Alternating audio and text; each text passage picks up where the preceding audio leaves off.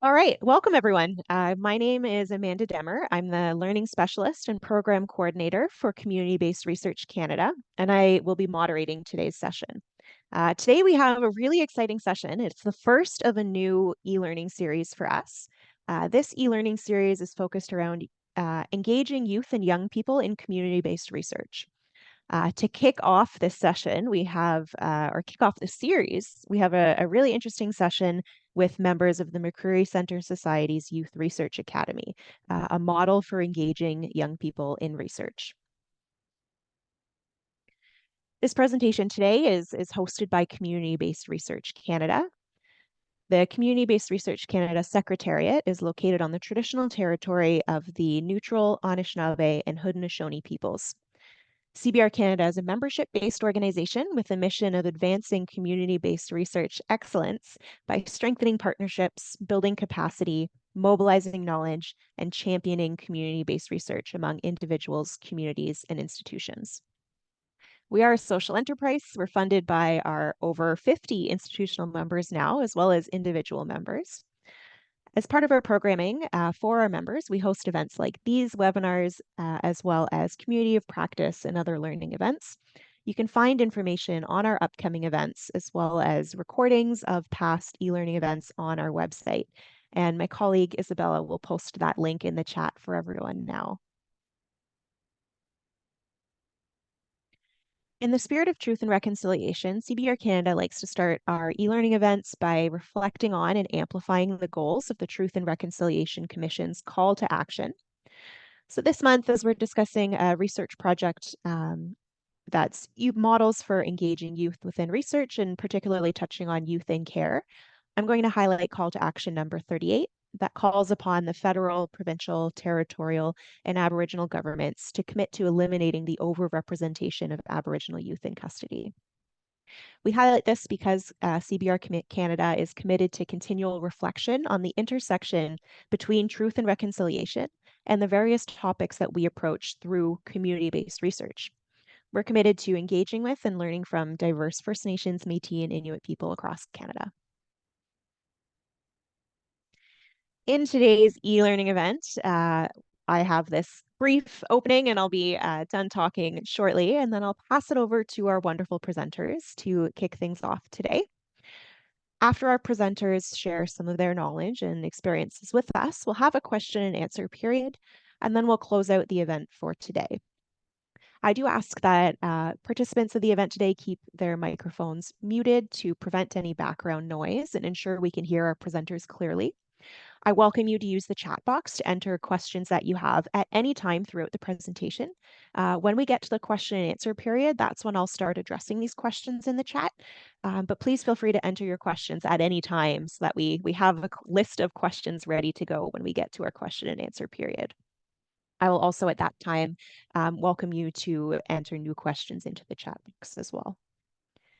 This event is recorded, as you may have gotten the notification at the beginning, and we do post these event recordings on our website along with slides. Now, today, one of the considerations we're taking into mind is that some of our youth are wanting their confidentiality to be respected. So there may be some changes in the way that we post this to our website to ensure that we're meeting the needs and desires of our presenters today. With that said, I'm very honored to be introducing our panelists today. Our presenters are all from the McCreary Center Society, a non-government, non-for-profit committed to improving the health of BC youth through research, evaluation, and community-based research projects. Their vision is that all youth are supported to be healthy and connected. So within our Youth Research Academy, we have Katie Horton joining us, the Director of Community or of Youth Engagement, Evelyn McGowan, the Director of Community Engagement. We have Alfina Sunday and Real Wood, two of the Youth Research Academy peer mentors. And we have three youth researchers here with us today, Mara, Ali, and Opal. Now, some of these youth may be using pseudonyms to protect their confidentiality, and those are the names they'll be going by today. So without further ado, I will now pass it over to all of our presenters to get started. And I will stop my screen share here. And we'll just transition Katie over to your screen.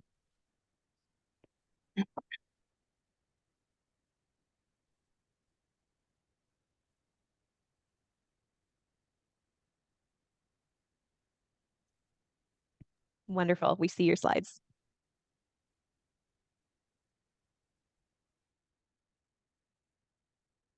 Hello and welcome to our presentation on the Youth Research Academy, a model for engaging youth in research. My name is Nina, and with me are Opal, Ali, Mara, and Riel. We are members of the Youth Research Academy, and we are excited to be here with you today.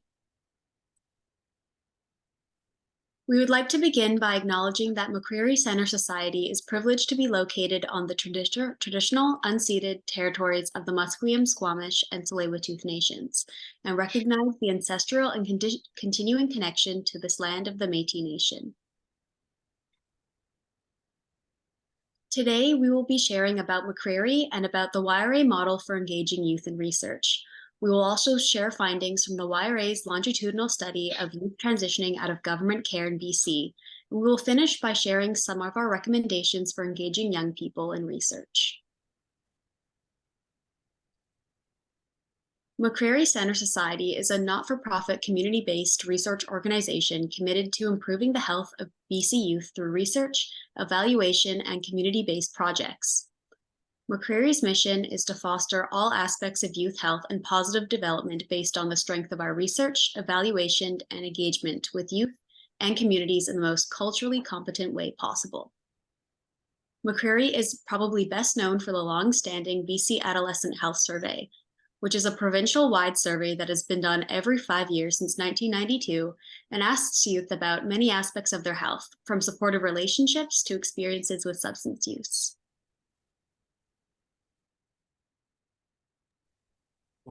YRA is a group of youth from ages 16 to 24 who have experience with the government care system. The YRA is hired by McCreary to learn about the research process and work on projects that are of interest to youth in government care and agencies that serve them. The goals of the YRA are to get more young people involved in research, which we do by teaching youth about community-based research and supporting them to work on research projects. The YRA also helps to develop YRA also helps youth to develop other employment and life skills like teamwork, interviewing, and public speaking skills. We offer community and government agencies opportunities to engage trained youth researchers who can provide youth input and conduct youth-led research projects of interest to those agencies. And finally, through our own evaluation, the YRA offers evidence of the success of this model of engaging and supporting youth. For each of the cohorts of the YRA, McCreary recruits youth who work part-time for 10 months. The number of hours the YRA works per week has changed over time. The first cohort worked 10 hours a week, but after feedback from the group, the hours were reduced, and the current YRA now works for 8 hours per week. We represent the 8th cohort of the YRA, which started at the end of June 2023, and will finish at the end of March of this year. After the first cohort, each group has also included 1 to 2 peer mentors who are Indigenous alumni of the YRA who support the cohort. McCreary also started the YRA Alumni Group, which was developed to support the continued involvement of youth researchers in projects of interest to them. An evaluation of the YRA is ongoing and was co-developed with the members of the first cohort.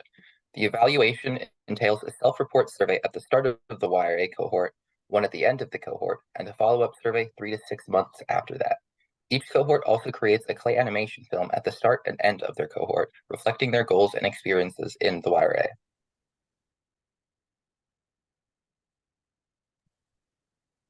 Before we share some concrete examples of our work, we wanted to discuss what youth-led research means to us and why we think it's important. To us, youth-led research means that youth are engaged in all aspects of the research process. As part of the YRA, we initiate and direct data collection, conduct analysis, create key messages, and disseminate the findings with support from adults. We think youth-led research is important because it means that youth get to decide what they think is important to focus on, since they are the experts in their lives and on what's going on for youth. Also, when youth are the ones leading research related to youth issues, we've seen that young people are more likely to join or participate. It also helps to give youth a sense of belonging and importance for ourselves and others because we're able to share our expertise on issues affecting youth and others listen and make change based on our work. Finally, it helps youth learn skills for their futures to help youth get a job or go back to school.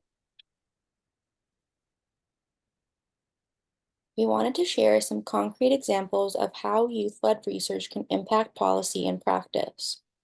The first example was a project taken on by the very first cohort of the YRA on behalf of the Representative of Children and Youth, an organization that advocates for youth in BC. For this project, the YRA was asked by the RCY to help develop focus group questions and an online survey to capture the school experiences of youth in government care. The YRA then took the lead on analyzing the survey data, including quantitative data and a qualitative analysis of the open-ended survey questions.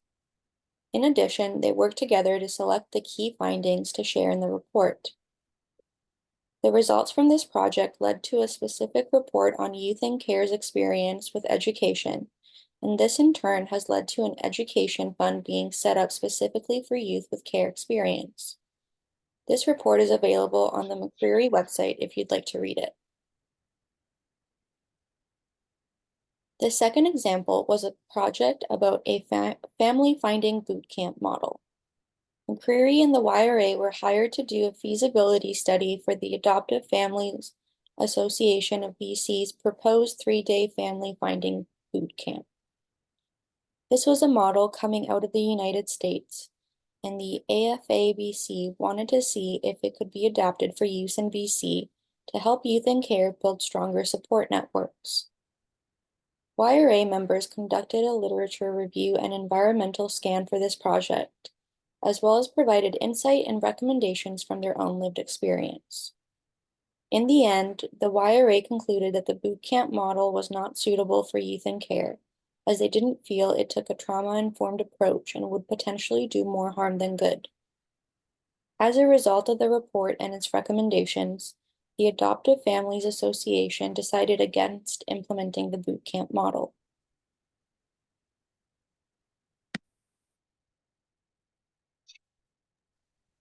As our final example, we will share about the Youth Transitioning Out of Care study, a project the YRA co-developed with the McCreary staff. Since 2019, the YRA has been working on a longitudinal study of youth transitioning out of government care in BC. The goal of the study is to understand the experiences of youth as they transition out of care and to identify how they can be better supported through this process. Youth aged 18 with any type of care experience can complete a first survey and are invited to complete a follow-up survey every 6 months until they turn 18. The survey 27, pardon me. The survey asks questions about physical and mental health, education, employment, and living and financial situations, and about accessing supports. YRA members helped to design the first survey in 2019 and have had input into any survey changes over time. We also have been involved in recruiting more youth for this study and sharing the results back with youth and stakeholders, like the Ministry of Child and Family Development. We wanted to share a few of the key findings from the most recent report, which includes data up to March 2023.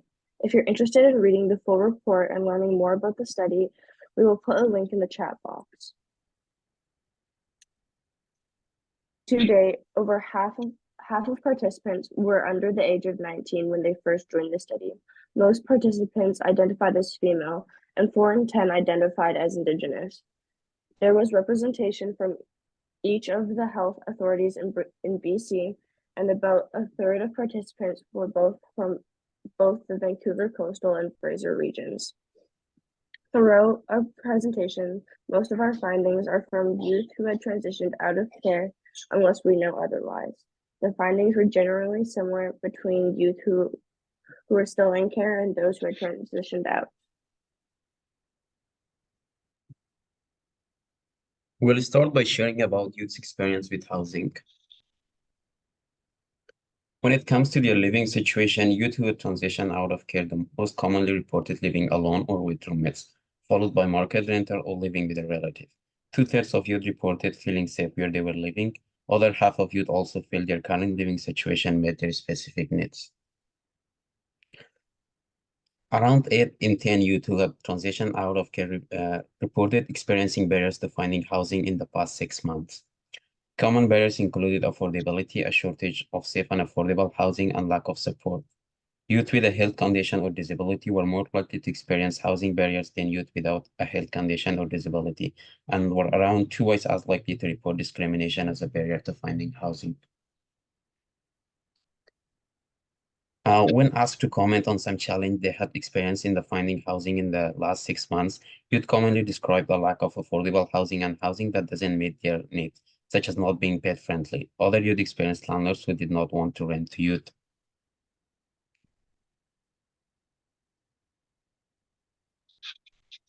Next, we'll talk a bit about transition planning and the process for aging out of government care, which happens at 19.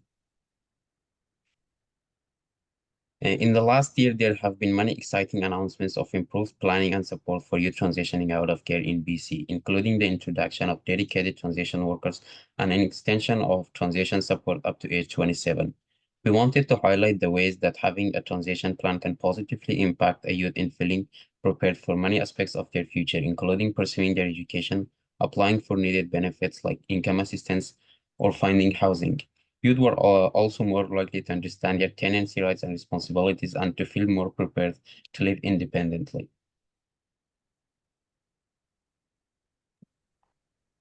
In all of McCreary's research, it is consistently found that when youth have supportive adults in their lives, their health and well-being is improved.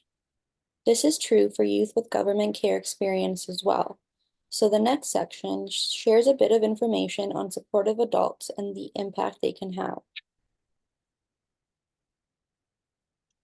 Around 9 in 10 youth had an adult in their life who cared about them, and about 2/3 had at least one adult they could talk to if they were having a really good or bad day. When youth had helpful and caring adults in their lives, they were more likely to feel satisfied with their life. Also, having adults to support with various tasks helped to reduce the challenges and barriers related to that task. For example, youth who had an adult to help them with housing were more likely to report that their housing needs were met and that they felt safe where they were living. Finally, we wanted to share some of the findings around hopefulness and goals. 40% of youth reported often or always feeling hopeful for their future. The percentage of youth in and from care who felt hopeful steadily increased over time, from 22% before mid-March 2020 to 42% more recently. In terms of setting goals, 80% of youth had set goals for themselves for the next 6 months. When asked to specify, they commonly identified education-related goals, achieving financial stability, such as by finding a job, establishing housing stability, gaining more life skills, getting their driver's license, and focusing on improving their health and well-being. The results of the study are being used to help set the direction for a collective impact initiative that is working in Vancouver to improve outcomes for youth aging out of government care, as well as to measure progress made on goals set by this initiative. The government ministry responsible for overseeing youth in government care in BC, the Ministry of Child and Family Development, is using the results to help evaluate the effectiveness of the new supports they are rolling out in the province. One of those new supports, as we mentioned earlier, is a newly hired team of transition workers, and we were recently able to present the results to them to help inform their work. From these examples, we hope you can see the impact of this study and its youth-led methodology. As we wrap up, we wanted to share about the Young Indigenous Research Team that was started in 2022. In BC, we continue to see Indigenous youth overrepresented in the care system. The YURT was formed not only as a way to continue to engage Indigenous YRA alumni, but also as a platform for research projects to be taken on that specifically look to improve outcomes for Indigenous youth. So far, the group has developed a fact sheet on school connectedness, an infographic on the overall health and well-being of Indigenous youth in BC, and will be leading the analysis and development of a report specifically on the health of Indigenous youth in BC, using McCreary's most recent 2023 BC AHS data. More information on this group can be found at the McCreary website.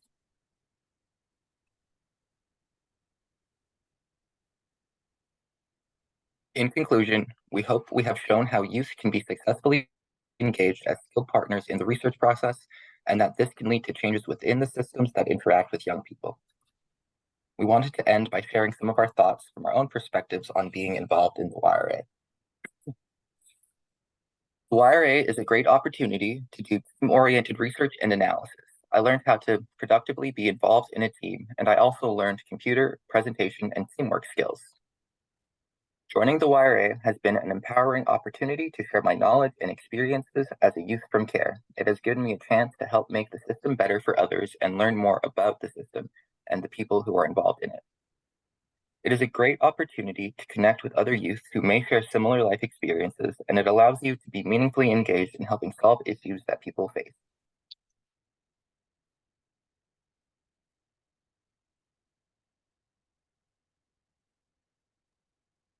Having the opportunity to help advocate for other youth with CARE experience is deeply important to me. You get to help advocate for the changes you desperately needed.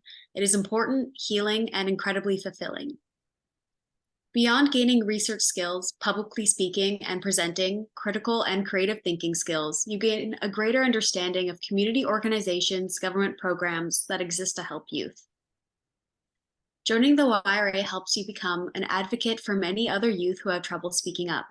The YRA is basically finds ways for youth in CARE to speak up.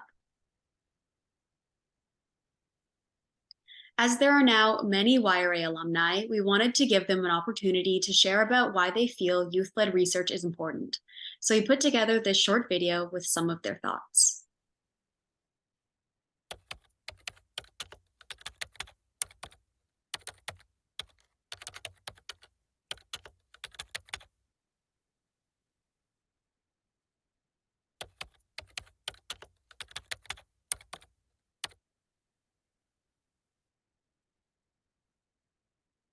My involvement has impacted me positively by creating confidence to pursue education and research that will help my community and those in need.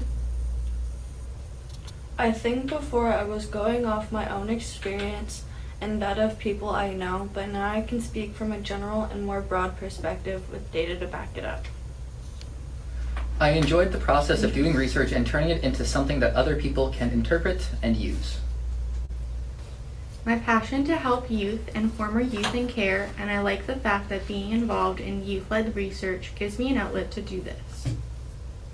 It was helpful learning about what supports actually help and being able to say there is data that shows this is a really good support for youth, so we should be advocating for this. I am more interested in jobs that have research aspects now, so hopefully this experience will help me with future employment.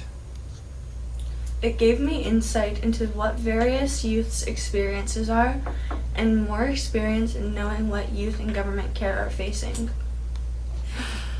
I learned how to stand my ground as a youth and as someone with lived experience. It taught me how to have a voice.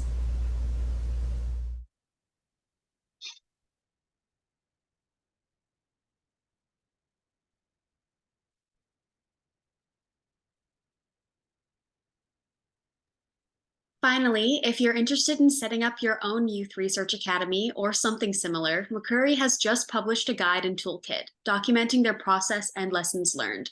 Both are available on the McCreary website, and we've popped the link in the chat. Thank you so much for listening.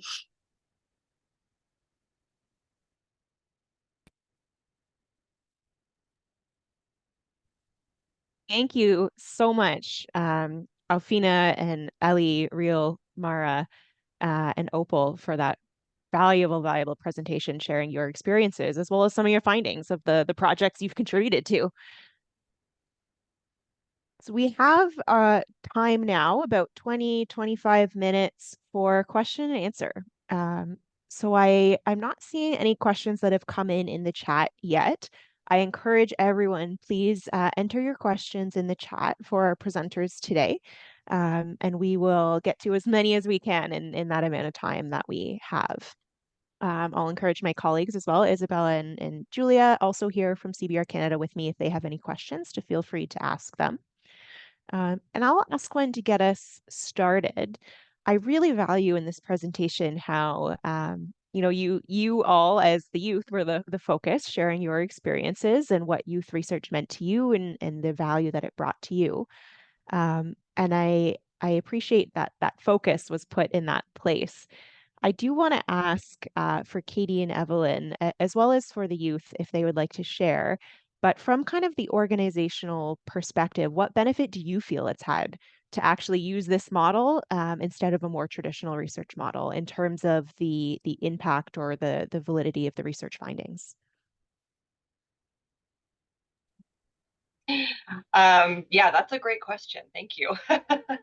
I mean, definitely, I can't overstate the value that we've seen from starting the Youth Research Academy. And I think, as a community-based research organization, like we've been doing research for a long time and for many years. McCreary's been around for a lot of years. And I think since starting the YRA, we have really seen the impact that it's had on our own research. And just in some of the different perspectives and the ways that we look at things that we wouldn't necessarily have thought to look at in the data. We truly find that when we involve youth in looking at the results of our data and involving them in the whole research process is important, but also just even having them look at the results, sort of saying what stands out to you, what do you think is important, has then led us to analyze things in ways that we maybe wouldn't have thought on our own. And so I think it's just been a really great learning process from the research perspective of things. And also just sort of, I think, just generally engaging youth and really learning about, I think we truly didn't know exactly what we were getting into when we started. And I think, it's kind of surpassed all of our expectations in terms of what we've been able to accomplish. And I think the fact that, we started out with a grant for 3 years for the YRA. And before that 3-year grant was up, it was already self-sustaining because there is so much interest in youth-led research and in youth being involved in the research process. So truly at this point, we get contracts and the YRA gets contracts based on the fact that it is youth-led. So that in and of itself has been a huge success, I would say. Yeah, I don't know, Evelyn, if you had anything else you wanted to add. Everything that really just echoing everything that you said. And one of the other pieces that I think has been such a positive impact is finding new and different ways to engage with youth, both with the YRA, but also kind of a number of other youth groups that we work with. But finding creative ways to approach research, to approach engaging young people, recognizing that young people have such a myriad of different needs and approaches to learning and engaging and contributing. So the YRA in particular has been a great opportunity to explore different ways of meaningfully engaging young people in research and in the participation, in participating, and has kind of allowed us to look at different challenges or barriers in creative ways. So for example, you saw in that last video from quotes that the YRA alumni had shared, we really value confidentiality and anonymity for young people and the ability to share stories through data so that we're maintaining the kind of psychological safety of the young people, that they don't feel they have autonomy to kind of share as much or as little as they would like, but in a really structured and supported way, so that we can make sure that we kind of maintain their safety, confidentiality, and anonymity, et cetera. So one of the ways that we kind of found to do that was through those videos. So we had young people design or kind of draw those kind of characters, and what we've done for a few videos is kind of let youth pick whatever kind of image or character that they would like to use. They read someone else's quote so that we maintain both the kind of confidentiality and anonymity of the young person who's shared the quote, as well as the one who's speaking it out, who's kind of sharing it out. So we really value maintaining confidentiality and sharing stories in creative ways. So yeah, that's what I would share. Excellent. Well, thank you. I certainly don't want to draw the focus away from the benefits that this research has had for the youth in their lives, and that focus during this presentation on hearing from the youth speak. But I did want to just add that piece about the mutual benefits to show the benefits that it can have to an organization as well to engage in this type of model. So we have lots of questions that have been coming in. So one here from Skylar. Asking first just clarification on what the age range is for the Youth Research Academy, and then also asking how do youth balance being involved in research with being in school or having a job? So I wonder if perhaps one of the youth is willing to take on that question.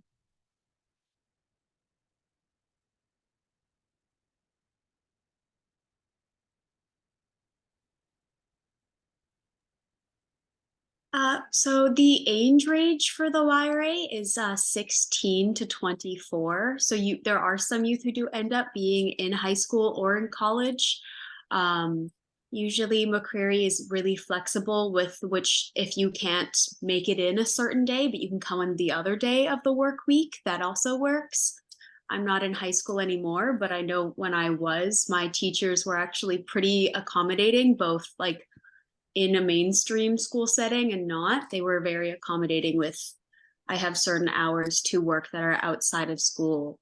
And we would work, I would work with my teachers to set up alternatives. So it was actually, for me, it was quite easy to be able to balance both work and having a job at the same time. Not work and having a job, work and school at the same time. School is a job at that age. Yeah, I'm still currently in high school. I'm finishing up right now, grade 12. And for me, I go to an alternative school and I found McCurry through that. So like having to balance it has been quite easy because this job also counts as like my work study marks, which is really helpful for that as well. And like Afina said, they're very at my school especially, they're very accommodating when it comes to like work and school. So that's what, so it's really helpful when they can add my work hours to my marks and stuff. And McCurry has been really great with communicating with my school as well. Mm-hmm.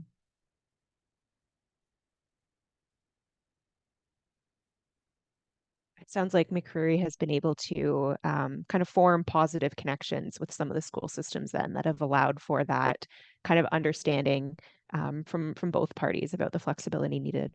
That's excellent to hear. Okay. Another question here. So having that answer that just came, that the YRA ranges from 16 to 24, there's a question here about, can you do youth-led research with teens under 16? There seems to be kind of a gap from that perspective. And I'm not sure if this is really the place to have an answer to that question. But perhaps maybe, Katie or Evelyn, if there's anything you can speak to in terms of why the YRA chose 16 as kind of the age, the young age for engaging with youth. Great question. I'm trying to remember back when we started I think 16, I imagine we picked 16 because that is, I mean, in other areas, that's like the legal age of consent. And so I would imagine that we picked 16 for that reason, because I know we specifically wanted to make sure we included youth under the age of 19 when we started. I'm not sure to myself about that answer about engaging youth under 16. We do, yeah. But that is kind of why we picked that 16 to 24 as well. And also, the age gap, we keep in mind the age gap. So like if you have 15-year-olds working with 24-year-olds, like just keeping in mind that we don't want the age gap to get too big in terms of the groups themselves working together. And with that legal age of consent being at 16, I'm kind of keeping that in mind, I think, for then them also working with, like, say, 24-year-olds as sort of peers. Yeah, Evelyn, I don't know what you were going to say. Oh, no, I was just going to jump in to say some of our other groups that are less focused on some parts of the research process, but are still involved in youth-led and kind of youth-supported research, go kind of all the way down to grade 7, so about 12 years old. So we do have experience with some of that kind of 12 to 16 gap that isn't maybe seen with the YRA, but as an organization, we don't do research below grade 7 or that 12 at age 12. Mm-hmm. Mm-hmm. So that's a great question, and perhaps, yeah, one for further kind of exploration, and certainly CBRCanada, as we're looking through this series, we can see if there's presenters or folks or information that comes up to answer that question. So we have a great question from Sarah here, asking if you can explain that process of relationship building with various Indigenous nations and organizations that has eventually led to the engagement of Indigenous youth within your research academy. So I'll leave that question open to whoever would like to speak to that one. I mean, I can probably start it off. Yeah, it's a great question. Definitely the focus, like since we started the YRA, we've tried really hard to focus on relationship building, specifically with Indigenous organizations. And of course, it helps that, as you know, as an organization, McCreary has been around for many years before the YRA, and so you know, we already had a lot of relationships with Indigenous organizations in the province. You know, the report that the YRA is going to be working on that looks specifically at the health of Indigenous youth in BC. We've been doing that since, I think, 1998. We've had specific reports. So we do have a history of having relationships and have worked hard to build that. So I think that's in part where that comes from. And then just, of course, you know, we do see Indigenous youth are still being overrepresented in the care system. So sort of naturally, Indigenous youth, you know, we've just had applicants from Indigenous youth for the YRA. And so we've just been, and I think after the first cohort, we realized that this was going to be something that we really wanted to focus on supporting, especially. And so that was why we made that decision to have the peer mentors. So we didn't have peer mentors for the first cohort. But then after the first cohort, we focused on having a peer mentor, and specifically the Indigenous alumni have been asked to be the peer mentors to support not just the Indigenous youth in the cohort, but also specifically the Indigenous members of the YRA. So yeah, that's kind of how that sort of took shape. I don't know if any of the YRA want to speak to that.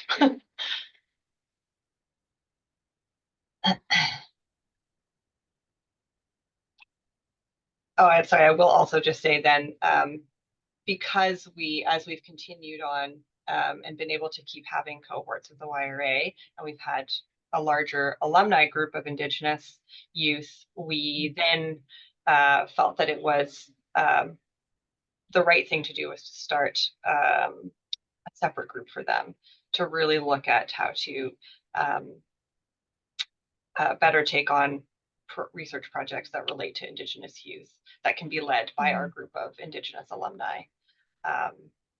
And so, yeah, that group has only been going since 2022, so it's still relatively new, but we're really excited, and they've been able to produce some good work so far, and I think we're really excited about sort of the opportunities and upcoming research that we're going to be able to do, kind of led by that group. So, excellent.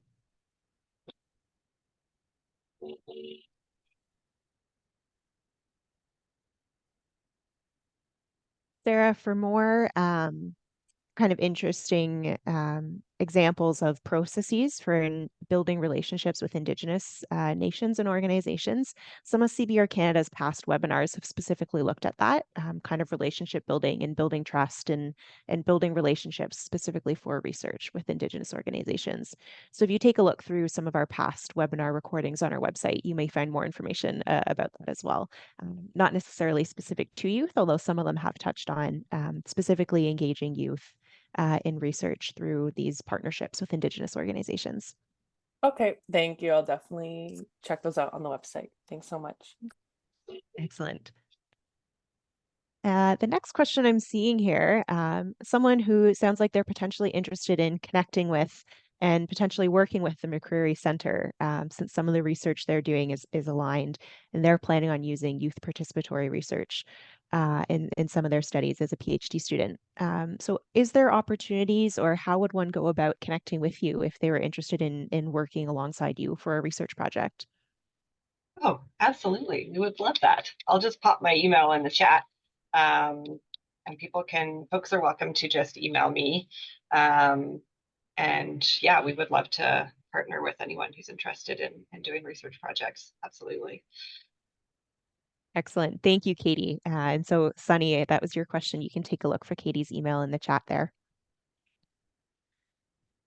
So I'm seeing there's been a couple questions about the barriers that you've experienced, or barriers that the youth have experienced in terms of participating in or hosting this academy, as well as the flip side of that, kind of what have you done to mitigate those barriers? And I think there's been a little bit of conversation about that as already, but I'm wondering if there's anything specifically you'd like to talk about in terms of the barriers or the mitigation of those, either from the youth perspective, or Katie or Evelyn, if you would like to speak to that as well. Yeah, maybe I don't know if any of the YRA want to start by talking about from the youth perspective, some of the barriers or challenges that have been being involved with the YRA before I get into structural stuff.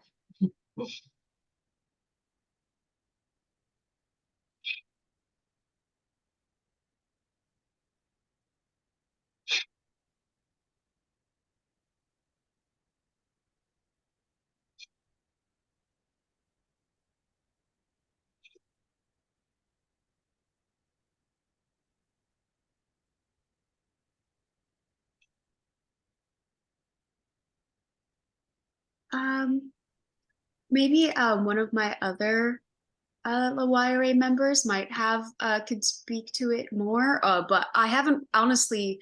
There haven't been, at least personally for me, a ton of barriers to being in the YRA. The time that the YRA starts is and the time it ends is supposed to, give youth time to make sure that they're set. Sometimes if work is started too early, you're like in high school, it starts at a reasonable time, you can get there. I know that in the past, or even like currently, McCreary staff have also handed out bus tickets to ensure that youth are able to get to work if transportation is an issue.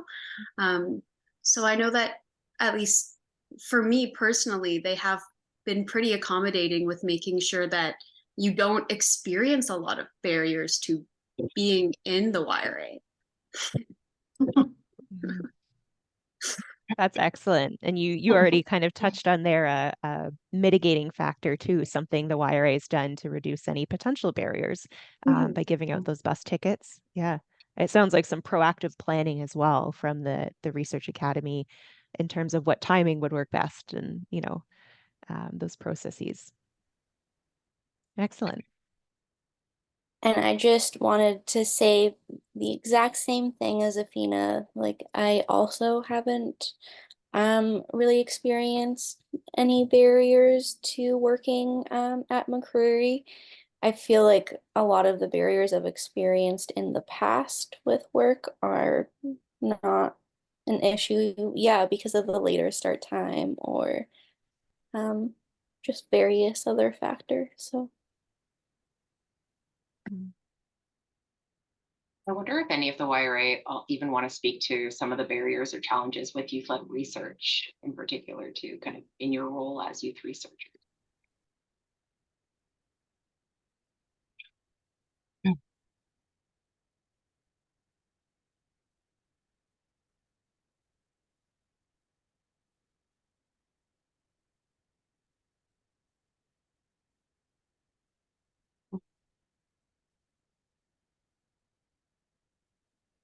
Maybe to kind of expand on that ask, I see there are a couple questions that have come in specifically for the youth researchers here. Um, so if the youth researchers would like to share, someone's asking, what are some of the best ways that the adult facilitators or researchers have made you feel comfortable, capable, and confident to be equal partners in the research?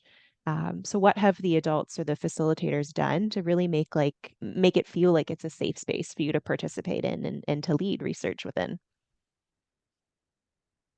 I'd like to start. I think one of the few big things is that when coming into the YRA at McCurry, you don't need to have a ton of experience in the research field, except being like a youth in care and having the interest in doing the research.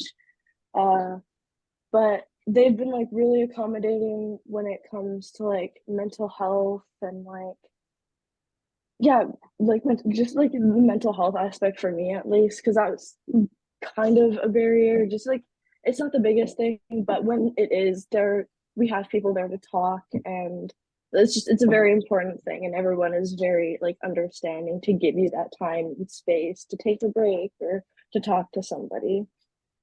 Mhm. Thank you, Opal. That's great to hear.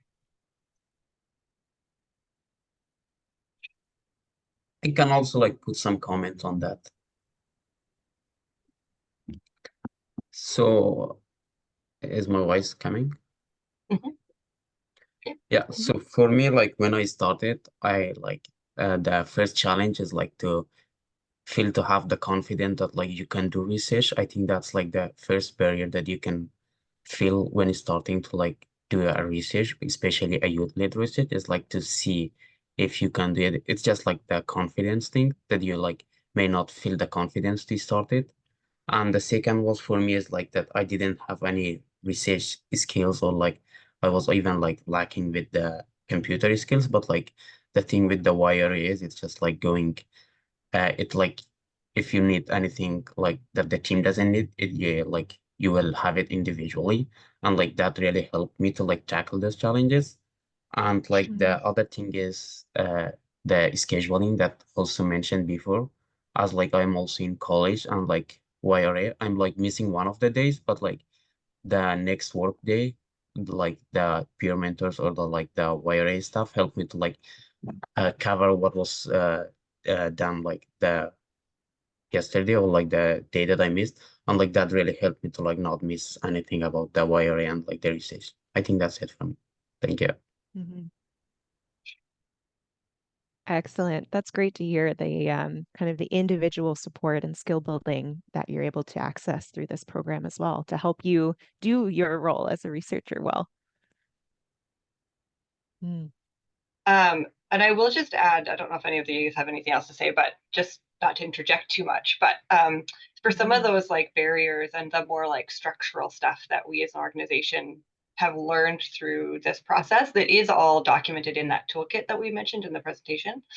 So if folks are interested, I don't necessarily want to take over, and because I mean we could talk about that for a long time, all the lessons we've learned, but a lot of them are documented in that toolkit. So if you're interested in looking at how some of the challenges we experienced with recruitment and retention and setting up a safe space and all that stuff, a lot of that is documented in that. There's a guide and a toolkit available for folks as well. Yeah. So just excellent. Thank you for that reminder, Katie. So folks who had questions about that can refer to that toolkit that was posted in the chat. And when we post the slides for this, we'll make sure to also post that PDF, that toolkit, so folks can access that straight from our website as well.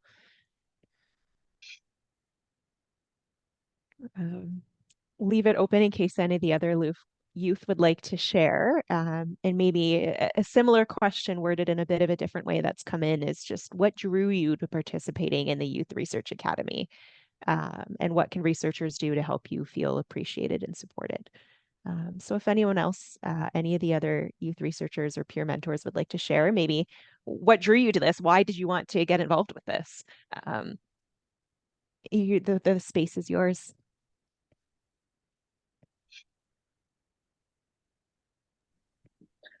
For me, being a part of the YRA is a really big like honor, honestly, because as a youth in care, I don't know about other people, I can speak from my experience, but I've gone through a lot of not so good things, and a big part of it is wanting, for me, is wanting to help change the system and bring to light like what goes on, how you feel being in care, and really just like getting to know who is working in the system and like being able to communicate to them what we've learned and our experiences so we can try to make the system better for other youth.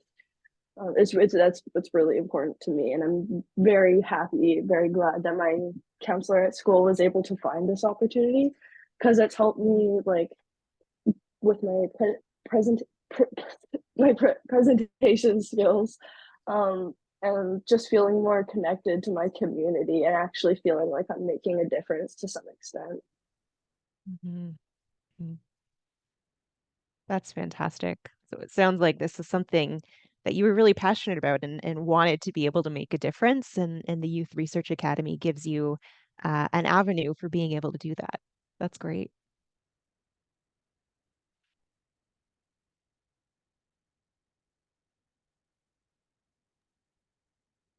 I will also echo that.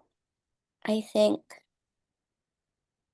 in my opinion, the government care system is deeply flawed. And there are a lot of changes that need to be made. And I also feel honored to work towards that. Yeah. Mm-hmm. Well, it's excellent to know that the perspectives of the people who've lived it are the ones that are driving and shifting those changes that need to be made. Okay. We have only a couple minutes left, so I don't know that we'll get to all of the questions that have come in. I'll skim them a little bit here. One that perhaps might be quicker to answer because I'm not quite sure what the relevance of this may be in the specific situation here, that it's youth in care that you're working with. But how do you address things like consent if you need any sort of consent of a guardian for youth who are under the age of 16 being involved in this research, or under the age of 19? Are there any ethical considerations there? And perhaps Katie or Evelyn, you can speak to that. Yeah, so I mean, we definitely, for the research projects that the YRA takes on, if there's consent that's needed, then we do have to go through sort of that process of connecting with the guardian or oftentimes maybe the social worker. But to be honest, it hasn't been the type of research that we've done with the YRA. We haven't had to do a ton of permissions necessarily. I don't know if that's the right word, but and we always say at the outset when we hire the YRA that because we do sometimes do research with youth under 19, that sometimes we as an organization are required to do criminal record checks. And so if the YRA was going out and doing focus groups, which they have done, and it was a project that required that, then we would be required to do criminal record checks and things like that. And so we always make that really clear at the beginning when they're hired and ask them if that's okay. And that we would support that process. And so that's something that we would do if necessary. Yeah, I don't know, Evelyn, if you have anything else to add to that. Yeah. We also, I mean, the majority of our research has been deemed low risk, and we always go through the UBC's Research Ethics Board. So for the majority of the research that we do, we won't require parental consent, and especially when we're considering youth in and from care, that can be a real barrier to participating and may not be appropriate. But kind of overall, most of our research has been considered low risk and doesn't require parental consent or notification. But thank you for that. A question here from Alice about engaging youth virtually. So Alice has said that I've been hearing youth are less keen to be involved when you try to engage them virtually. So have you found that this is the case? And if so, what other means have you used to engage the youth? So perhaps some of the researchers can speak to that, their feelings about virtual engagement, or what they prefer if they don't like virtual, and maybe Katie and Evelyn could add to that as well. Yeah, absolutely. And Nina, I don't know if you want to lead this off because you've kind of been, and Riel too, I think both of you have been involved a little bit more virtually with us specifically, and the others can feel free to jump in on what you think generally about virtual engagement.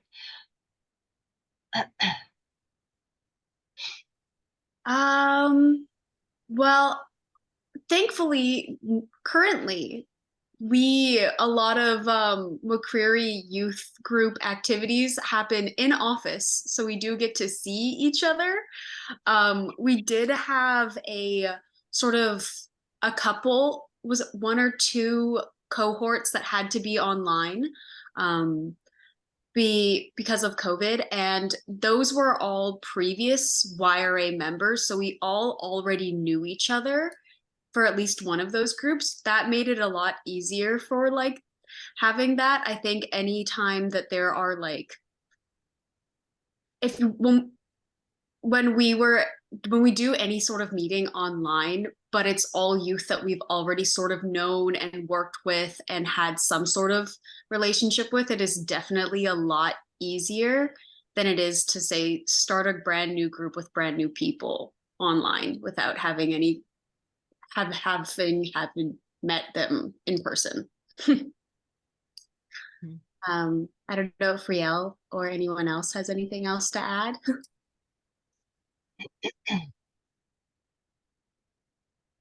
That's an interesting question, because from my perspective, I love when things are online. It takes away the barrier of me having to leave my house. But then there's other barriers to consider that could potentially make virtual stuff difficult, such as like maybe youth don't have a computer or stable Wi-Fi. So my computer decides to work about half the time, so that can be a challenge at times. But overall, I sort of prefer it. Well, that's great to hear. There is kind of that perception out there that people tend not to like virtual as much, but some of the research I've done, and it sounds like your experience, some people love virtual, although there are those barriers to consider. And I'm very glad, Mara, that your computer was working today. Today was one of the good side of that 50%. Yeah, and I will just echo. So I'm glad that both of that Mara shared that too. And I think generally we do see that it just is, it can be more difficult to engage virtually. We did have that sort of alumni cohort, but then we did also run a full YRA cohort of new youth who didn't know each other previously online. And you know what? It was actually, I will say, I would consider it a success. I mean, we do see some attrition within the YRA sometimes, like we don't always start and end with exactly the same group, but the virtual cohort we actually did, I don't think we had any attrition. And I think in part because that barrier of getting to somewhere is reduced. But we were able to mitigate some of those barriers. Like we were able to provide tech for youth that needed it and headphones. And we talked through strategies about like backgrounds and blurring your background. We were able to send some virtual backgrounds for folks in case they didn't have a space that they felt they wanted to share. And so, yeah, it's just thinking through kind of all of those pieces that was really important for us. But I will also just note that it's interesting because we do an alumni holiday party every year where we bring together all the alumni. Everyone's invited every year to our office for a holiday party. And I think there's only one youth from that virtual cohort that has ever engaged with us in person. Whereas otherwise we see youth coming from all the other cohorts, even from year one, which is now like 8 years ago. So it's interesting to see. And I mean, I don't know that it's because it was only virtual that we knew them, but Mm-hmm. But, it's interesting. Mm-hmm. Well, thank you so much. I recognize we are at 1 o'clock Eastern time, so we will wrap up for anyone that needs to get going. Very quickly, as I wrap up, first and foremost, thank you so, so much to our presenters today.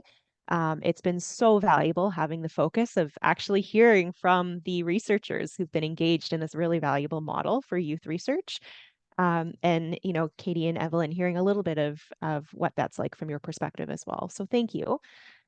We would love for all of you to stay in touch with us, get updates about other series, other events we have coming up. So if you're not already signed up to our newsletter at CBRCanada, my colleague Isabella can post the link in the chat to sign up for our newsletter.